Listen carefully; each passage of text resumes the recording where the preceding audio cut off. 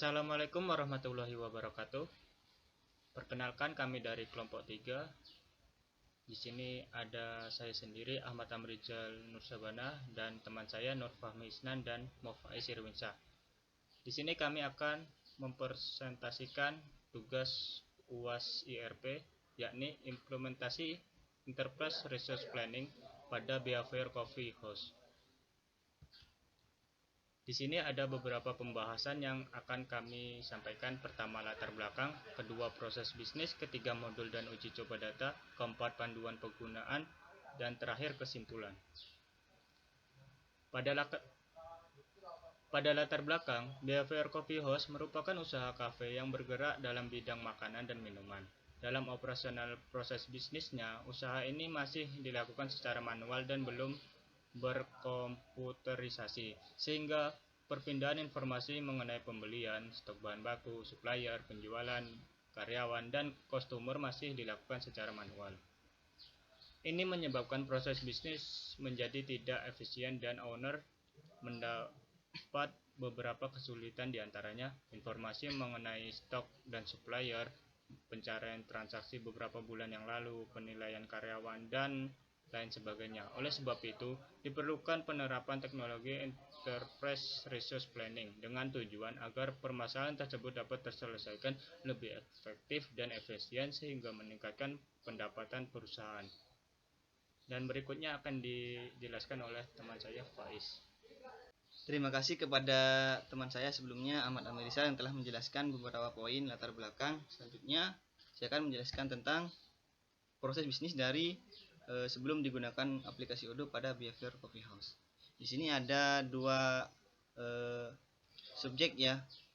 Di sini ada kasir dan juga barista, di mana ada dua karyawan yang bertugas langsung. Nah, untuk step proses bisnisnya yaitu yang pertama, pembeli memesan pesanan, dan selanjutnya kasir menulis pesanan, dan kasir menerima pembayaran dari pembeli. Selanjutnya memproses dan mencetak nota pembayaran, di mana selanjutnya nota pembayaran atau nota pesanan dikirim kepada barista, di mana barista menerima daftar pesanan. Jika pesanan gagal ataupun tidak jadi, maka akan mengembalikan uang kepada pembeli. Namun jika iya, maka dia akan menerima menu yang dipesan, lalu akan menyajikan pesanan kepada pembeli, dan pembeli bisa menerima pesanan. Setelah menggunakan aplikasi Odoo pada Behavior Coffee House, ini saya sudah menggunakan aplikasi Odoo ya, dimana kasir ini pembeli memesan pesanan, dan selanjutnya mencatat pesanan, menerima pembayaran dari pembeli, memproses dan mencetak nota pembayaran, di mana langsung diinput kepada barista, di mana barista menerima daftar pesanan. Jika gagal, maka akan mengembalikan uang kepada pembeli. Selanjutnya menghapus riwayat pembelian yang dibatalkan pada sistem. Jika pesanannya iya, maka menerima menu yang dipesan dan menyajikan pesanan kepada pembeli. Bedanya sebelum dan sesudah ini, jika sebelumnya itu belum ada inputan kepada sistem, sedangkan sudah menggunakan aplikasi Odoo, pesanan dari pembeli itu sudah masuk kepada sistem. Jika iya, maka akan lanjut; jika tidak, maka menghapus riwayat pembelian yang dibatalkan pada sistem. Nah, itu saja. Untuk selanjutnya saya persilakan kepada Fahmi. Terima kasih. Untuk selanjutnya, ini kelebihan sistem Odoo di Enterprise Resource Planning atau ERP. Akses informasi yang dapat dipercaya dapat diakses tidak hanya melalui PC, tetapi juga melalui tablet dan smartphone.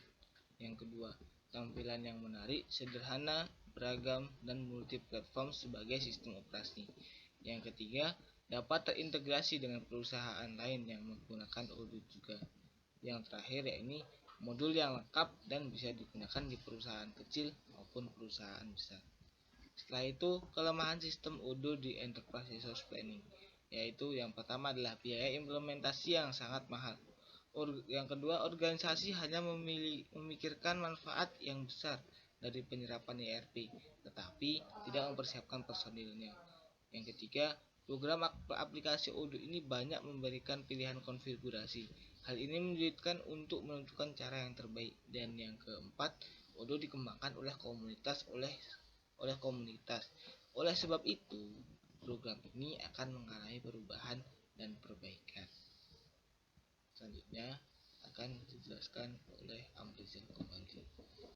Baiklah, berikutnya adalah modul. Implementasi sistem Enterprise Resource Planning pada Behavior Coffee House Jombang hanya meliputi beberapa modul sesuai kebutuhan, yakni karyawan atau employee, persediaan atau inventory, dan post point of sale. Yang pertama, modul karyawan. Pada modul ini digunakan untuk mengatur sumber daya manusia seperti menambahkan biodata karyawan. Di sini dapat dilihat tampilan awal pada modul karyawan. Untuk menambahkan biodata karyawan, kita bisa tekan tombol buat untuk menambahkan biodata karyawan. Kemudian di sini ada beberapa biodata yang bisa kita inputkan sesuai dengan biodata karyawan itu sendiri. Jika sudah, kita tekan simpan. Berikutnya akan dijelaskan oleh Faiz. Terima kasih. Untuk selanjutnya adalah modul inventory atau persediaan, di mana pada modul ini digunakan untuk mengatur persediaan barang dan bahan produksi. Skala barang dan persediaan diatur dalam modul inventory, di mana untuk langkah-langkahnya yang pertama yaitu tekan tombol data master, lalu pilih menu produk untuk menampilkan semua produk pada persediaan. Sudah tertera pada gambar ya, ini ada data master, kita klik produk maka akan tampil sebagai berikut. Nah, ini adalah tampilan dari semua produk dari yang kita klik tadi ya. Dimana langkah selanjutnya itu kita untuk membuat sebuah produk pada persediaan tersebut. Langkah-langkah caranya yaitu tekan tombol buat untuk menambahkan produk persediaan. Ada di samping kiri di bawah tulisan produk. Untuk selanjutnya setelah kita mengeklik buat, kita akan dimasuk kepada sebuah menu di mana kita disuruh untuk memasukkan nama produk. Di sini saya masukkan Kopi Excelsa pada gambar ya, dengan harga jual 10.000 dan juga ketentuannya pada gambar. Selanjutnya centang di kolom tersedia di post. Nah, pada kolom post ini ada sebuah kolom centang kecil ya, kita centang pada bagian post tersebut agar nanti terhubung dengan modul point of sale atau post. Jika sudah selesai tekan simpan. Nah, di simpan ada kiri atas. Yang kelima yaitu pada inventory overview terdapat 3 menu, yaitu penerimaan, penerimaannya itu dari distributor ke produsen, selanjutnya order pengiriman dari produser ke konsumen, dan yang terakhir yaitu post order atau mengirimkan pesanan ke alamat konsumen. Ada 3 ya, bisa dilihat pada gambar. Yang selanjutnya itu F, menu pada penerimaan dari distributor ke produsen. Di sini ada kita menyetok barang dari PT Sumber Kopi Prima. Untuk yang barang yang di stoknya itu, yang ingin dipesannya itu adalah Kopi Excelsa dengan ketentuan harga dan juga kebutuhan pada gambar tersebut. Selanjutnya menu pada order pengiriman dari produsen ke konsumen. Di sini sudah jelas ya, ada delivery address, siapa penjualnya. Di sini ada namanya pada gambar, Ahmad Fajar, ini berapa harganya, langsung aja. Menu pada post order atau mengirimkan pesanan ke alamat konsumen. Di sini udah ada pada gambar ini. Lagi. Nah, untuk selanjutnya saya persilakan kepada teman saya Nurfah Misnan. Terima kasih. Untuk selanjutnya ini adalah modul point of sale atau POS. Pada modul ini digunakan untuk mengatur sistem kasir penjualan agar penjualan dapat terintegrasi secara sistematis di dalam sebuah sistem. Nah, yang pertama kita lakukan untuk menuju ke modul point of sale adalah pertama kita klik dulu posnya, cari yang di modul dia ada posnya. Setelah itu tekan tombol lanjutkan pada menu shop. Setelah masuk ke dalam pos, kita mencari kategori agar lebih mudah, contohnya seperti kopi dan lain sebagainya. Setelah itu pilih produk yang dipesan, misalnya Kopi Excelsa. Nah, kemudian tekan tombol pelanggan untuk menambahkan nama pemesan. Setelah kita menambahkan nama pemesan, kemudian kita klik tombol pelanggan. Setelah melakukan Masukkan nama pemesan kepemilikan, klik tombol pemesan. Habis itu klik tombol pembayaran untuk melakukan pembayaran pesanan. Untuk pembayaran bisa dengan kas atau bank. Kemudian klik tombol validasi untuk mencetak struk pemesanan. Ini adalah contoh struk pemesanan. Nah, selanjutnya akan dijelaskan oleh sahabat saya, Amri. Silakan. Baiklah, di sini ada uji coba data yaitu struk dari pemesanan. Bisa dilihat di sini pada struk pemesanan terdapat logo Behavior dan di bawahnya terdapat nomor telepon dan juga alamat email. Dan untuk alamat website untuk Behavior sendiri belum ada, mungkin nanti jika sudah ada bisa diinputkan di sini. Di sini bisa dilihat pemesanan dari harga kopi Excelsa 10.000 memesan 4, di sini menjadi jumlah 40 dan setiap satu pesanan memiliki pajak 10%. Jadi untuk 4 pemesanan jadi 4.000 dan totalnya adalah 44.000. Dan di sini pemesan membayar dengan uang kas yakni 100.000 dan kembaliannya adalah 56.000. Berikutnya adalah data uji coba pada modul inventory. Ada 3 di sini yang tadi dijelaskan oleh sahabat Irwin.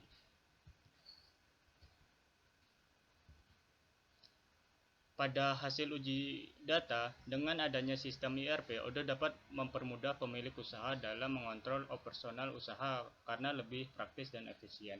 Dengan menggunakan software Odoo, semua informasi tentang pendapatan yang telah lalu bisa dicetak dengan mudah dan bahkan data pun bisa di backup atau dicadangkan. Dan pengelolaan bahan baku menjadi lebih terorganisir sehingga meminimalisir bahan baku terbuang percuma dan juga tentunya menghemat biaya. Dan berikutnya akan kembali dijelaskan oleh sahabat Faiz. Terima kasih kepada sahabat Amri. Untuk selanjutnya itu kita masuk pada pokok pembahasan kesimpulan, di mana dalam kesimpulan ini ada beberapa poin yang perlu saya jelaskan.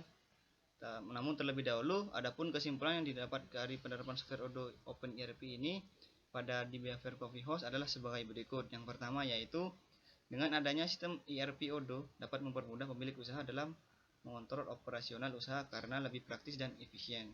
Yang kedua yaitu dengan menggunakan software Odoo, semua informasi tentang pendapatan yang telah lalu bisa dilacak dengan mudah dan bahkan datanya pun bisa di backup atau dicadangkan. Jadi semua